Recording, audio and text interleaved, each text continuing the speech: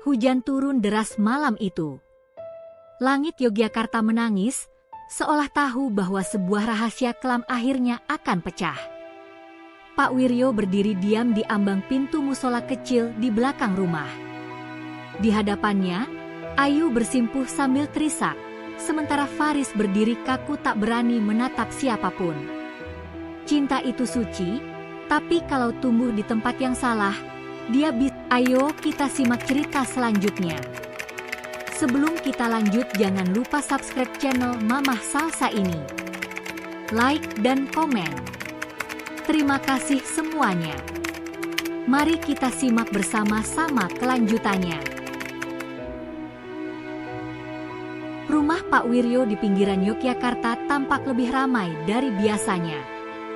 Sejak pagi, keluarga sibuk mempersiapkan kedatangan seorang tamu istimewa, Faris Al-Fayez, menantu baru asal Arab Saudi yang akan menetap sementara di rumah mereka setelah menikah dengan putri sulung Pak Wiryo, Lestari. Bu, ini rendangnya sudah saya panaskan lagi. Faris suka yang agak pedas, kan? Tanya Ayu sambil mencicipi sedikit kuah di ujung sendok. Iya, tapi jangan terlalu pedas, nanti perutnya kaget. Namanya juga orang Arab, lidahnya belum tentu cocok semua, jawab Bu Wiryo sambil tersenyum. Ayu mengangguk, meski dalam hatinya tak tenang.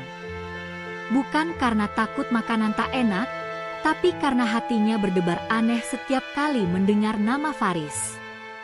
Ia masih ingat jelas saat pertama kali melihat Faris di layar laptop Lestari, waktu kakaknya memperkenalkannya lewat video call.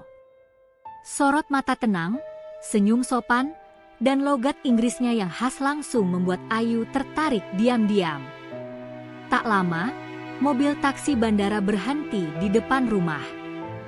Faris turun dengan koper besar di tangan dan senyum lebar di wajah.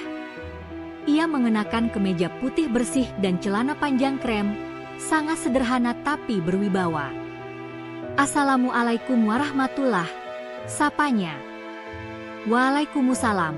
Wah, akhirnya sampai juga kamu, Faris. Sambut Pak Wiryo dengan hangat, langsung menyalami dan menepuk-nepuk punggung menantunya itu. Alhamdulillah, perjalanan lancar, Pak. Terima kasih sudah izinkan saya tinggal di sini, kata Faris dengan sopan. Ayu hanya berdiri di pintu, tak berani menyambut langsung. Hatinya tak karuan melihat lelaki itu kini berdiri nyata di depan matanya. Ini Ayu, adik Lestari, kata Bu Wiryo, mendorong Ayu maju. Halo, senang bertemu langsung. Saya Faris, kata Faris sambil mengulurkan tangan, lalu segera menariknya kembali, ingat bahwa mungkin Ayu tidak akan berjabat tangan dengannya karena alasan budaya. Ayu tersenyum kecil dan menunduk sopan. Selamat datang di rumah kami, Mas Faris. Hari itu penuh kehangatan. Faris cepat sekali beradaptasi. Ia membantu memindahkan koper ke kamar tamu, lalu tanpa diminta, ikut membereskan meja makan. Faris, kamu istirahat dulu saja.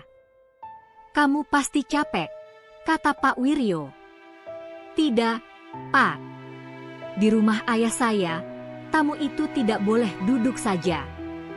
Kalau keluarga, apalagi, jawab Faris sambil tersenyum. Pak Wiryo tertawa. Wah, saya suka kamu ngomong gitu. Jadi, kamu ini anak raja ya katanya? Faris tertawa kecil. Ayah saya memang punya usaha minyak, tapi saya biasa saja, Pak. Di rumah, saya juga yang belanja ke pasar. Jawaban itu membuat Ayu memperhatikannya lebih dalam. Faris berbeda dari yang ia bayangkan tentang pria Timur Tengah. Tidak sombong, tidak kaku. Malah, terasa sangat lembut. Malamnya, setelah makan malam bersama, Ayu mendengar percakapan ayahnya dengan Faris di teras rumah. Kamu tahu, Lestari itu keras kepala. Tapi dia anak baik, kata Pak Wiryo sambil menyeruput teh. Saya tahu, Pak. Justru itu yang saya suka. Dia tegas dan cerdas. Dan kamu kelihatan bisa ngerti saya. Jarang ada menantu yang langsung bisa dekat begini. Faris menunduk sopan. Saya ingin dianggap bagian dari keluarga, Pak. Bukan orang asing.